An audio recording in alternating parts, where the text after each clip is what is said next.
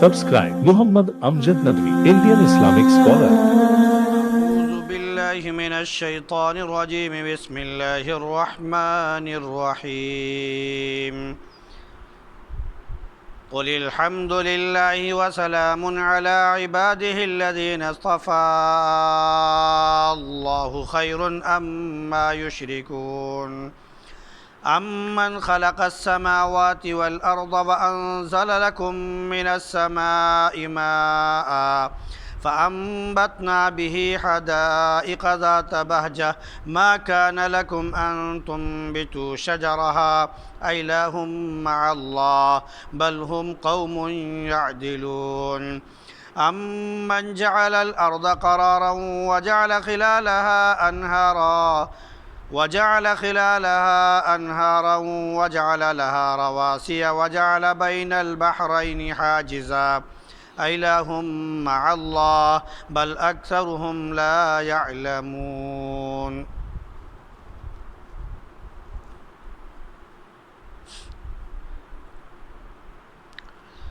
قل الحمد لله وسلام على عباده الذين اصطفى.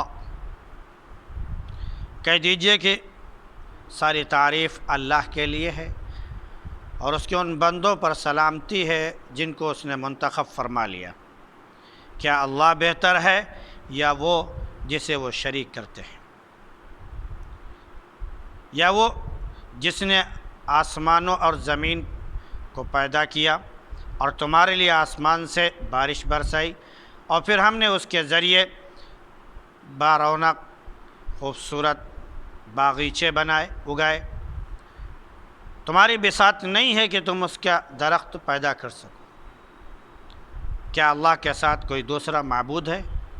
بلکہ وہ لوگ ایسے ہیں جو اللہ کے ساتھ دوسروں کو برابر قرار دیتے ہیں. یا یہ کہ جس نے زمین کو ٹھہرنے کے لائق بنایا اور اس کے درمیان نہریں جاری کی اور اس کے لیے بڑے بڑے پہاڑ ٹھہرنے کے لیے بنائے اور دو سمندروں کے درمیان آڑ بنائی. کیا اللہ کے ساتھ کوئی دوسرا معبود ہے؟ بلکہ اکثر لوگ نہیں جانتے ہیں.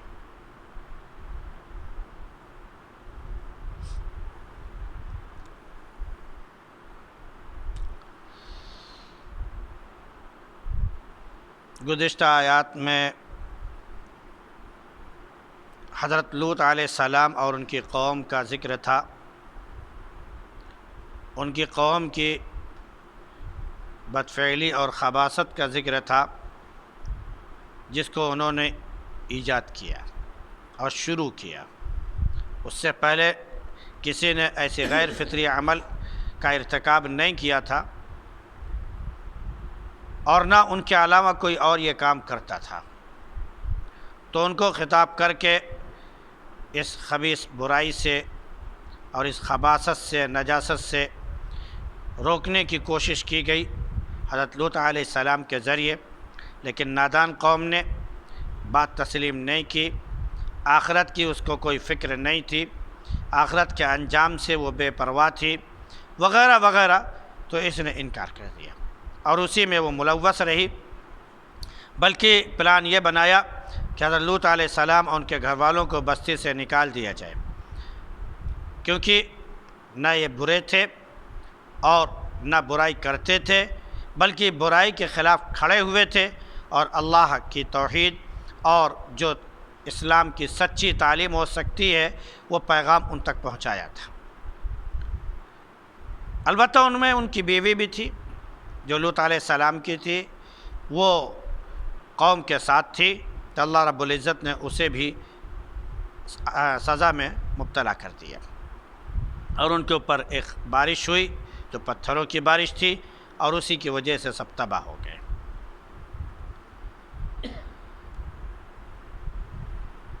اب یہاں سے ایک نیا موضوع اور نیا پیغام شروع ہو رہا ہے. پہلے جو توحید کا بیان چل رہا تھا وہ انبیاء علیہ السلام کے قصوں کے ذریعے چل رہا تھا اور ان کی قوم کے جو حالات تھے اس کے ذریعے بتایا جا رہا تھا.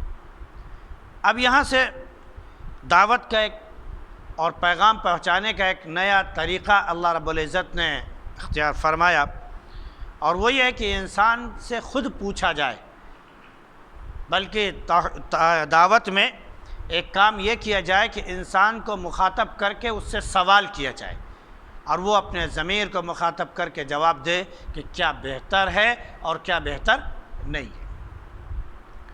سب سے پہلے تو حمد و ثنا کیا گیا، اللہ رب العزت کی تعریف کی گئی، اور انبیاء علیہ السلام پر سلامتی کی دعا کی گئی۔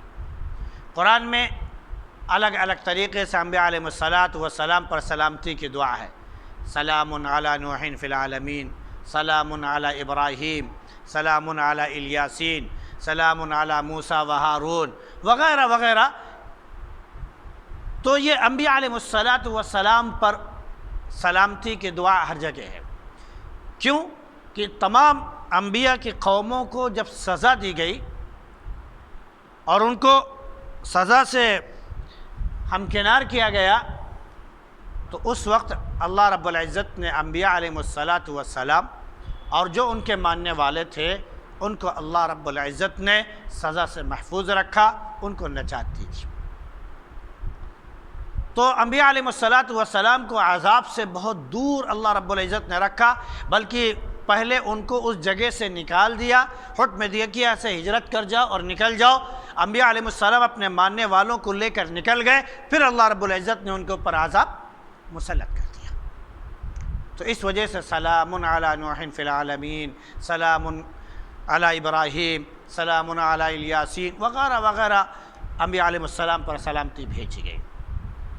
اور یہاں پر جو بات کہی جا رہی ہے کہ الحمدللہ، اللہ کی تعریف ہے، اور حقیقت میں اللہ کے سوا کسی اور کی تعریف نہیں ہے، کیونکہ سب کچھ بنانے والا، پورا نظام سنبھالنے والا، پوری کائنات کے نظام کو دیکھنے والا اگر کوئی ہے تو وہ صرف اور صرف اللہ کی ذات ہے، اس کے علاوہ اور کوئی نہیں ہے۔ جب دعوت دینا آدمی شروع کرتا ہے، جب پیغام پہنچانا شروع کرتا ہے اور اپنے زبان کا استعمال انسان شروع کرتا ہے اسلام کے پیغام کو عام کرنے کے لیے، تو اس سے پہلے گویا خطبہ پڑھتا ہے، الحمدللہ وکفی وسلام علی عباد الذین اصطفی، کبھی پڑھتا ہے الحمدللہ رب العالمین والصلاة والسلام علی رسول الامین، کبھی کہتا ہے حامدا و مصلیہ وغیرہ وغیرہ، مختلف انداز سے انسان خطبہ پڑھتا ہے۔ یہ گویا کہ انسان کو بیان کرنے کا ایک طریقہ بھی بتایا گیا کہ جب بھی وہ کوئی کلام شروع کرے، جب بھی وہ کوئی پیغام لوگوں کو پہنچانا شروع کرے، تو سب سے پہلے اللہ کی تعریف اور نبی کریم صلی اللہ علیہ وسلم کی حمد و ثنا بھی بیان کر لیں۔ یہاں کہا الحمدللہ وسلام علی عباد الذین اصطفی، کہ اللہ کی تعریف ہے اور اس کے ان تمام بندوں پر سلامتی ہے جن کو اس نے منتخب فرما دیا۔ جن کو اللہ رب العزت نے منتخب فرمایا وہ کون ہے؟ سب سے پہلے انبیاء علیہم السلام ہے۔ سب سے پہلے انبیاء علیہم السلام کی ذات ہے جن کو اللہ رب العزت نے پیغام رسانی کے لیے، نبوت کے لیے منتخب فرما لیا۔ پھر دوسرے نمبر پر سلام علی عباد الذین اصطفی سے مراد وہ بندے ہیں جو انبیاء علیہ السلام کے ساتھی تھے، ماننے والے تھے، خاص طور سے حضرات صحابہ کرام رضوان اللہ تعالی علیہم اجمعین، جو نبی کریم صلی اللہ علیہ وسلم کے سچے تابعدار تھے، کیونکہ ایسے لوگوں کے بارے میں فرمایا گیا کہ وَأَوْرَثْنَا الْكِتَابَ الَّذِينَ، کہ ہم نے ان کو کتاب کا وارث بنا دیا، الذین اصطفینا، جن کو ہم نے منتخب کر لیا ہے۔ تو اللہ رب العزت نے انبیاء علیہ السلام کا وارث کسے بنایا؟ صحابہ کرام رضی اللہ تعالی علیہ مجمعین کو بنایا، یا تمام انبیاء کے جو ماننے والے حواریجین تھے ان کو بنایا۔ ان کو کتاب سونپی گئی کہ اللہ کا پیغام اس کے ذریعے وہ لوگوں تک پہنچائے، تو وہ اس میں شامل ہے۔ تیسرے کہ تمام اللہ کے وہ نیک بندے، وہ علماء کرام جو اللہ کا پیغام صحیح بندوں تک پہنچاتے ہیں، یہ بھی اس میں شامل ہے۔ ہم نماز پڑھتے ہیں تو کہتے ہیں کہ السلام علیکہ ایھا النبی ورحمۃ اللہ وبرکاتہ، پہلے نبی کریم صلی اللہ علیہ وسلم پر سلامتی کی دعا پڑھتے ہیں، پھر کہتے ہیں السلام علینا، ہم پر سلامتی ہو، وعلی عباد اللہ الصالحین، اور اللہ کے تمام نیک بندوں پر سلامتی۔ تو گویا کہ یہ سلامتی کی دعا انبیاء علیہ السلام، انبیاء کے ماننے والے یعنی صحابہ کرام رضی اللہ تعالی علیہم اجمعین، اور اس کے بعد پھر علماء کرام جو اللہ کا پیغام اس کے بندوں تک پہنچاتے ہیں۔ اب اس کے بعد یہ خطاب شروع کیا جا رہا ہے، اب بتاؤ اللہ بہتر ہے یا جن کو اللہ کے ساتھ لوگ شریک کرتے ہیں وہ بہتر ہے؟ کیونکہ اللہ رب العزت وہ سب کا خالق ہے، سب کا رازق ہے، سب کا مالک ہے، اور وہی داتا ہے۔ اس کے علاوہ کوئی نہیں ہے جو کوئی ایک چیز بھی پیدا کر سکے۔ تو اللہ بہتر ہے یا وہ بہتر ہیں جن کو اللہ رب العزت نے پیدا کیا اور انسانوں نے اللہ رب العزت کے برابر ان کو قرار دے دیا اور ان کو شریک ٹھہرا دیا اللہ رب العزت کی الوہیت میں اور اللہ رب العزت کی قدرت میں اور اس کی ذات میں۔ اس کے ذریعے مزید خطاب کیا جا رہا ہے کہ جہاں تک اللہ اور ان کا تعلق ہے جن کو لوگ اللہ کے ساتھ شریک ٹھہراتے ہیں، تو اللہ نے ان کو بھی پیدا کیا اور تمام کائنات کو پیدا کیا۔ اب آگے بار بار سوال کیا جا رہا ہے، امن خلق السماوات والارض، یا وہ بہتر ہے جس نے تمام آسمان اور زمین پیدا کی؟ یعنی انسان یا جن کی انسان عبادت کرتا ہے اللہ کے ساتھ شریک ٹھہراتا ہے جن کو، کیا وہ آسمان پیدا کر سکتے ہیں؟ یا انہوں نے آسمان پیدا کیا؟ زمین انہوں نے پیدا کی؟ کیا انہوں نے سورج بنایا؟ کیا انہوں نے ستارے بنائے؟ کیا انہوں نے ہوائیں بنائی؟ کیا انہوں نے دن اور رات بنائے؟ کیا انہوں نے آسمان سے بارش نازل کی؟ نہیں کی۔ تو معلوم یہ کہ اللہ رب العزت اپنی طاقت کے ذریعے، اپنی قدرت کے ذریعے اور اپنی صفات کے ذریعے انسان کو یہ بتا رہا ہے کہ بتاؤ، تم اپنے دل سے پوچھو، اپنے ذہن سے پوچھو کہ یہ بہتر ہیں جن کو تم نے شریک کر لیا، اللہ نے ان کو پیدا کیا، یا وہ بہتر ہے جن کو اللہ رب العزت نے خود پیدا کیا، یا وہ بہتر ہے جو اللہ رب العزت ہے جس نے ان کو پیدا کیا۔ اللہ رب العزت نے پیدا کیا ہے وہی بہتر ہے، اس کے بالمقابل جو پیدا کیا گیا ہے وہ قطعاً بہتر نہیں ہو سکتا ہے۔ تو اللہ رب العزت نے اپنی نعمتیں گنانا شروع کی سوال جواب کے انداز میں، کیونکہ سوال جواب بھی یہ افہام و تفہیم کا ایک طریقہ ہے، یہ درس و تدریس کا ایک طریقہ ہے، اس کے ذریعے سمجھایا جاتا ہے اور بتایا جاتا ہے، اور اس سے انسان کے سمجھ میں بات آتی ہے۔ کیوں کہ جب انسان سے سوال کیا جاتا ہے، سامنے والے سے جب پوچھا جاتا ہے تو پورے طور پر متوجہ ہو جاتا ہے اور اپنے دل سے وہ سوال کرنا شروع کرتا ہے اور وہ سوچنا شروع کرتا ہے کہ اس کا جواب کیا ہو سکتا ہے۔ پھر جب وہ متوجہ ہو جائے اور سامنے والا اس کا جواب اس کو بتا دے تو فوراً اسے وہ قبول کر لیتا ہے۔ اس لیے آج کے میتھڈ میں جو پڑھانے کا اور ٹیچنگ کا جو طریقہ بتایا جاتا ہے، ان اصولوں میں سے ایک اصول یہ بھی ہے کہ طالب علم سے، اسٹوڈنٹ سے سوال کیا جائے، پھر اس کے بعد اس کا جواب صحیح معنوں میں اسے بتایا جائے۔ اللہ کے نبی صلی اللہ علیہ وسلم نے بھی یہ طریقہ اختیار کیا، بس بارہا اللہ کے نبی صلی اللہ علیہ وسلم نے صحابہ سے سوال کیا، پھر اس کے بعد جواب آپ نے مرحمت فرمایا۔ کبھی آپ نے پوچھا کہ وہ کون سا درخت ہے جس کی شاخیں آسمان میں ہے اور اس کی جڑ زمین میں ہے اور اس کی مشابہت جو ہے کلمہ طیبہ سے ہے؟ حضرت عبداللہ بن مسعود رضی اللہ عنہ فرماتے ہیں کہ میرے دل میں آیا کہ میں بتا دوں۔ حضرت عبداللہ بن عمر رضی اللہ عنہ کہتے ہیں کہ میرے دل میں آیا کہ میں بتا دوں کہ وہ درخت کھجور کا درخت ہے جس کی مثال اللہ رب العزت نے دی ہے، لیکن انہوں نے کہا میں بچہ تھا اس لیے نہیں بتایا، کیونکہ بڑے بڑے لوگ موجود تھے، انہوں نے نہیں بتایا تو میری کیا ہمت پڑتی۔ پھر جب اللہ کے نبی صلی اللہ علیہ وسلم نے بتایا تب بہت خوش ہوئے کہ میرے دل میں یہ بات تھی۔ آ کر اپنے والد سے حضرت عمر رضی اللہ عنہ سے کہا بیٹا تم اس وقت بتا دیتے تو مجھے کتنی خوشی ہوتی۔ ایسے ہی ایک موقع پر اللہ کے نبی صلی اللہ علیہ وسلم نے پتے جھاڑے، درخت ہلایا، پتے گر گئے، پھر اس کے بعد آپ نے سوال کیا بتاتے تھے اس سے کیا مراد؟ پھر بتایا صحابہ کو کہ دیکھیں ایسے جیسے پتے درخت ہلانے سے گر رہے ہیں، ایسے انسان جب نماز پڑھتا ہے تو کیا ہوتا ہے، اس کے گناہ دھل جاتے ہیں، گر جاتے ہیں، وغیرہ وغیرہ۔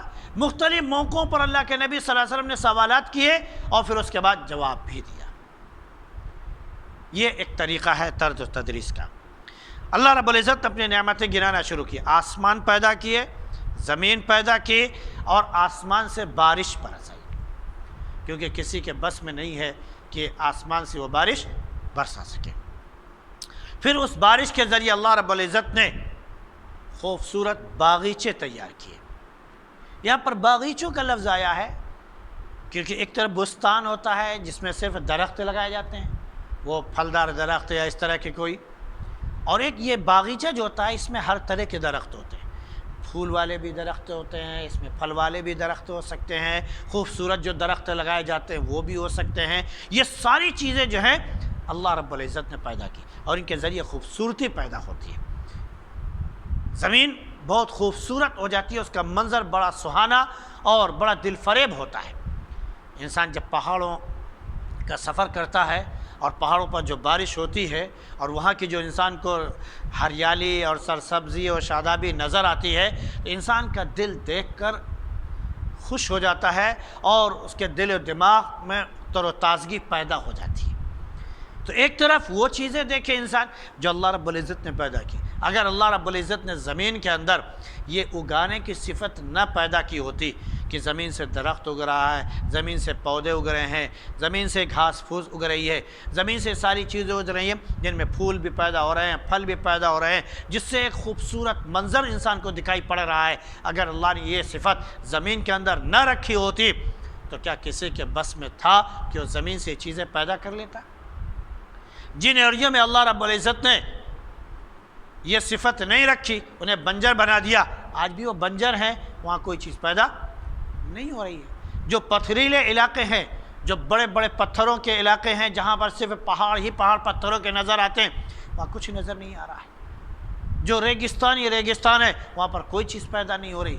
آخر یہ کیا ہے؟ یہ اللہ رب العزت نے انسان کو دکھایا، دیکھو ہم نے تمہارے سامنے ہر طرح کی زمین دکھا دی، اپجاؤ بھی زمین ہے، پتھریلی بھی زمین ہے، اور کیا بولتے ہیں ریگستانی بھی زمین ہے، ساری زمینیں موجود ہیں۔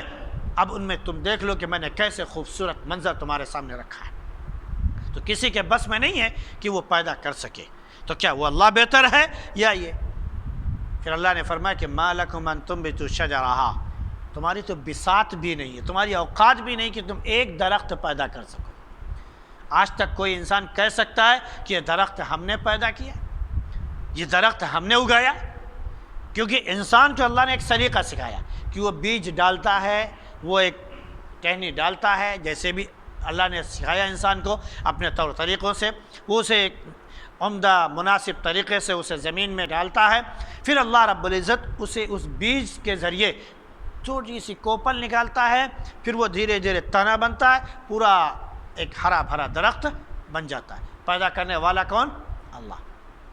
انسان نے بیج ڈالا تو اس میں جڑ تو نہیں تھی، لیکن جب وہ بیج زمین میں گیا اور وہ گیلا ہوا اور وہ مطلب پسیج گیا اور دھیرے دھیرے اس میں پھر جڑیں نکلنا شروع ہوئی اور اوپر بھی نکلنا شروع ہوا، نیچے کی طرف بھی جانا شروع ہوا، نیچے جڑ گئی اور اوپر جو ہے درخت آیا، اور وہ جڑ جو ہے نیچے سے پانی کو دھیرے دھیرے جتنا مناسب ہو سکتا ہے کھینچ کر درخت تک پہنچایا، اور درخت کیا ہوا؟ ہرا بھرا۔ تو کسی کے بس میں تھا کہ وہ درخت کی جڑ پیدا کر سکے؟ نہیں۔ تو یہ کون ہے؟ تو اللہ کی ذات ہے۔ بلکہ اللہ نے فرمایا کہ اللہ کے ساتھ کوئی دوسرا معبود ہے نہیں۔ بس معاملہ یہ ہے کہ لوگ اللہ کے برابر زبردستی دوسروں کو گرداننے لگتے ہیں، دوسروں کو اللہ کے برابر قرار دے دیتے ہیں کہ اللہ کے مساوی ہو۔ عیسائی کہتے ہیں کہ عیسیٰ علیہ السلام اللہ کے دائیں طرف بیٹھے ہوئے ہیں، اب پورا نظام یہ سنبھال رہے ہیں، اللہ رب العزت مفلوج ہو گیا، اب اسے کوئی کام نہیں ہے، وہ بس بیٹھا ہوا ہے، عیسیٰ علیہ السلام سارا نظام دیکھ رہے ہیں۔ ہمارے برادران وطن کہتے ہیں کہ یہ دیوی دیوتا ہیں، ایسے ہیں، یہ سب کچھ کہتے ہیں، کچھ نہیں کرتے۔ ان کو تو اللہ رب العزت نے خود پیدا کیا ہے۔ بھائی مثال کے طور پر رام لے لیجئے، لکشمن لے لیجئے، وغیرہ وغیرہ۔ تو رام کے والد کون تھے؟ راجہ دشرتھ تو تھے۔ جب راجہ دشرتھ تھے تو راجہ دشرتھ کو پیدا کرنے والا کون؟ اللہ۔ راجہ دشرتھ کے بیٹے رام کو پیدا کرنے والا کون؟ اللہ۔ تو یہ اللہ کیسے ہو گئے؟ یہ کیسے رام ہو گئے؟ یہ کیسے خدا بن گئے؟ ایسے دیگر تمام لوگوں کے بارے میں جن کو بناتے ہیں خدا، اللہ ہی نے تو پیدا کیا ہے، چاہے وہ درخت ہو، چاہے وہ سمندر ہو، چاہے وہ سورج ہو، سب کچھ کو اللہ نے پیدا کیا، اور اس کے بعد ہم کہتے ہیں کہ یہ اللہ کے برابر ہو گئے۔ پیدا کرنے والا اور جس کو پیدا کیا گیا، کیا یہ دونوں برابر ہو سکتے ہیں؟ نہیں ہو سکتے۔ ایک انسان نے کپڑا تیار کیا تو انسان اور یہ کپڑا دونوں برابر ہو سکتے ہیں؟ انسان نے موبائل تیار کیا تو انسان جو بنانے والا ہے وہ سائنسسٹ، اور یہ کیا بولتے ہیں کہ موبائل، کیا یہ دونوں برابر ہو سکتے ہیں؟ انسان نے یہ پنکھا بنائے، انسان نے یہ لائٹ بنائی، انسان نے یہ کاریں بنائی، یہ گاڑیاں تیار کی، تو کیا یہ گاڑیاں اور یہ انسان برابر ہو سکتے ہیں؟ ایک خادم ہے، ایک مخدوم ہے، خادم اور مخدوم یہ برابر نہیں ہو سکتے۔ تو جو اللہ خالق ہے اور یہ مخلوق ہے، اللہ اور خالق اور مخلوق یہ برابر ہو سکتے ہیں؟ نہیں، بس یہ کہ زبردستی ہم نے اللہ کے برابر ان کو گردان، یہی شرک ہے۔ پھر آگے سوال ہوتا ہے، بتاؤ کہ زمین کو ٹھہرنے کے قابل، رہنے کے قابل کس نے بنایا؟ زمین کو کس نے جما دیا؟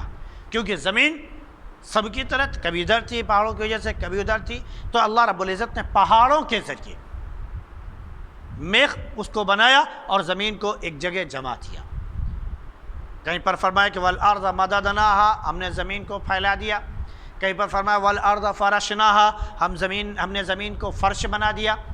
کہیں پر فرمایا کہ والجبال اوتادا، کہ اللہ رب العزت نے پہاڑوں کو میخ بنا دیا، جس کی وجہ سے یہ زمین جو ادھر ادھر لڑک رہی تھی وہ ایک جگہ پر سکے۔ کیونکہ ایک طرف زمین سوکھی اور خشک ہے، ایک طرف زمین کے اوپر سمندر ہے جس کا بوجھ اپنی جگہ ہے، تو زمین کا بیلنس بھی بننا تھا، اللہ رب العزت نے اس کا بیلنس بنایا۔ اور پھر یہی نہیں، ایک طرف تو جو خشک تری چاروں طرف ہے، جو تقریباً 70% حصہ زمین کا وہ پانی سے بالکل وہ تر ہے اور پانی سے لبالب ہے کہہ لیجیے۔ صرف 30% حصہ ایسا ہے جو خشک ہے، لیکن خشکی کے ساتھ ساتھ اللہ رب العزت نے وہاں پر بھی پانی کا نظام بنایا۔ کس کے ذریعے؟ دریاؤں کے ذریعے، کہ سمندروں کے ذریعے دریا بنتے ہیں، پہاڑوں کے ذریعے دریا بنتے ہیں، اور پھر ان علاقوں تک وہ دریا بہتے ہوئے جاتے ہیں جہاں پر یہ سب چیزیں نہیں تھیں، اس کے ذریعے پھر آبیاری ہوتی ہے اور لوگ اپنی کھیتی کرتے ہیں اور دیگر تمام چیزیں وہ اگاتے ہیں۔ پھر اللہ رب العزت نے ایک اور بھی نظام بنایا کہ پانی کو جب برس آیا تو اس کو محفوظ کیا، وہ زمین کے اندر گیا، محفوظ ہو گیا، وہاں سے نکال کر تم پانی پیتے ہو۔ کیونکہ اگر اوپر کا پانی جو جمع ہوا ہوتا ہے، یہاں تک کہ تالاب اور پوکر کا بھی پانی ہو، تو وہ بھی ایک وقت ایسا آتا ہے کہ وہ بدبودار ہو جاتا ہے، لیکن جو زمین میں پانی چلا گیا، پیوست ہو گیا، وہ پانی آپ کے لیے صاف اور شفاف ہوتا ہے، اور پھر اسی کو تم جو ہے ہینڈ پائپ کے ذریعے، سمرسیبل کے ذریعے وغیرہ وغیرہ تم نکال کر پیتے بھی ہو اور اس سے آبیاری بھی کرتے ہو۔ تو اللہ رب العزت نے 3 نظام بنائے، آسمان سے بارش برسائی، نہریں جاری کی، اور نیچے سے پانی نکلنے کا انتظام کیا۔ تو یہ ساری چیزیں اللہ کے بس میں۔ پھر اس میں فرمایا وَجَعَلَ خِلَالَ أَنْهَارًا وَجَعَلَ لَهَا رَوَاسِيَ، اور اس کے پہاڑ بھی بنا دیے جو جما دیے، اور پھر ایک بات یہ بھی کی وَجَعَلَ بَيْنَ الْبَحْرَيْنِ حَاجِزًا، کئی جگہوں پر اس کا ذکر ہے کہ اللہ رب العزت نے 2 سمندروں کو ملایا اور دونوں سمندروں کے درمیان ایک آڑ بنا دی، اس کا پانی ادھر نہیں جا سکتا، اس کا پانی ادھر نہیں جا سکتا۔ کہیں پر فرمایا کہ اللہ رب العزت نے سمندر بنایا اور ان کے درمیان آڑ، بینہما برزخ، ان کے درمیان آڑ پیدا کر دی ہے، ھذا عذب فرات وھذا ملح اجاج، اس کا پانی میٹھا اور اس کا پانی تیکھا کہہ لیجئے، نمکین اور کھارا، اور دونوں ایک دوسرے سے سمندر ملے ہوئے ہیں۔ آپ اگر چھونا چاہیں گے تو آپ کو کوئی چیز بیچ میں حائل نظر نہیں آئے گی، لیکن اللہ رب العزت نے غیر مرئی طور پر ایسی پردے والی چیز حائل کر دی ہے کہ اس کا پانی ادھر نہیں جا سکتا، اس کا پانی ادھر نہیں جا سکتا، ایک کا پانی میٹھا، ایک کا پانی کھارا ہے۔ تو اللہ نے اس کی طرف اشارہ کیا، وہ ہمارا جل کہ وجعل بین البحرین حاجزا، وہ سمندر کہاں ہے؟ مختلف جگہوں پر لوگوں نے اپنے اپنے طریقے بیان کیے، تو اس کو دیکھ کر، اور آج میڈیا کے ذریعے اور کیا بولتے ہیں سوشل میڈیا کے ذریعے خاص طور سے نیٹ کے ذریعے دکھایا جا رہا ہے کہ وہ سمندر کہاں پر ہیں، اور وہاں پر ایک کیا بولتے ہیں کہ بہترین جہاز بھی چلتا ہوا دکھاتے ہیں کہ وہ چل رہا ہوتا ہے اور دونوں پانی کا منظر کھینچتا ہے، وہ بحر روم اور بحر فارس ہے۔ بعض لوگوں نے کہا کہ وہ بحر روم اور بحر ہند ہے، بعض لوگوں نے کہا نہیں، کہ جو حضرت عبداللہ بن عباس رضی اللہ عنہما کے روایت سے پتہ چلتا ہے وہ یہ کہ وہ آسمانی سمندر اور جو زمین کا سمندر ہے وہ ہے، یعنی جہاں پر آسمان اور زمین کا سمندر ایک ساتھ مل جائے وہ مراد ہے۔ اس کے علاوہ بھی جہاں جہاں پر دو سمندر جو بڑے دریا آپس میں ملتے ہوں، لوگوں نے اس کو بھی لیا۔ ہندوستان کے مفسرین میں سے بہت سے لوگوں نے کہا کہ وہ جو الہ آباد میں گنگا جمنا ایک ساتھ جا کر مل جاتے ہیں، اس کا بھی ایک منظر ہوتا ہے کہ کافی دور تک گنگا کا پانی بالکل الگ ہوتا ہے اور جمنا کا پانی بالکل الگ ہوتا ہے، تو بعض لوگوں نے اسے بھی مراد لیا ہے، مختلف انداز سے لوگوں نے اپنے اپنے اعتبار سے بتایا، لیکن بہرحال سمندر کی بات اگر کی جائے تو وہ بحر روم اور بحر فارس یا پھر بحر ہند اور بحر روم ہے۔ اللہ نے یہ پیدا کیا، تو اب بتاؤ کیا اللہ کے ساتھ کوئی دوسرا معبود ہو سکتا ہے جو اتنے بڑے سمندر کو، دو سمندروں کو جس میں سے موتیاں بھی نکلتی ہوں، یا خروج منہما اللؤلؤ والمرجان، قیمتی موتیاں بھی نکلتی ہوں، لوگ اس سے استفادہ بھی کرتے ہوں، خوب فائدے کی چیزیں نکال کر اس سے روزی بھی کماتے ہوں، کیا کسی کے بس میں تھا کہ اتنا پانی وہ روک لیتا؟ ہم چھوٹے چھوٹے ڈیم بناتے ہیں، کچھ ٹن اس میں پانی رکھ دیتے ہیں، اسے سنبھالنا تو مشکل ہو جاتا ہے کہ جب بارش پر بارش ہو جائے تو خطرہ بڑھ جاتا ہے، مجبور ہو کر اس کا پانی ہم چھوڑ دیتے ہیں تاکہ ڈیم نہ ٹوٹے، لیکن اس کے باوجود بھی جب ڈیم ٹوٹتا ہے تو جو تباہی دیکھنے کو ملتی ہے وہ انسان اس کو اچھی طرح سے سمجھ سکتا ہے۔ ابھی آپ نے دیکھا کہ دہرادون کے آس پاس جب ڈیم ٹوٹا تو کیا حال ہوا، اسی طرح جب ڈیم ٹوٹتا ہم تھوڑا سا ڈیم بناتے ہیں چھوٹا سا، اس کے ٹوٹنے کا اتنا خطرہ ہوتا ہے ہر وقت۔ اللہ رب العزت نے دو سمندر کو ملایا اور دونوں آپس میں اتھل پتھل کے ساتھ پانی، اور دونوں کا پانی جو ہے گویا کہ موجیں مار رہا ہے، اس کے باوجود بھی ایک کا پانی دوسرے میں نہیں مل رہا ہے، اور کتنا پانی سمندر میں ہوتا ہے، کتنے گلین پانی سمندر میں ہوتا ہے، آدمی سوچ بھی نہیں سکتا۔ تو اب بتاؤ کہ اللہ کے ساتھ کوئی دوسرا معبود ہو سکتا ہے؟ بس معاملہ یہ ہے کہ ہم جان کر بھی نادان بن جاتے ہیں، بل اکثرہم لا یعلمون۔ اللہ رب العزت ہم کو صحیح سمجھ عطا فرمائے اور اپنی توحید پر اور نبی کریم صلی اللہ علیہ وسلم کی لائی شریعت پر عمل کی توفیق نصیب فرمائے۔ سبحان اللہ بحمدہ، سبحانک اللہم وبحمدک، ونشہد ان لا الہ الا انت نستغفرک ونتوب۔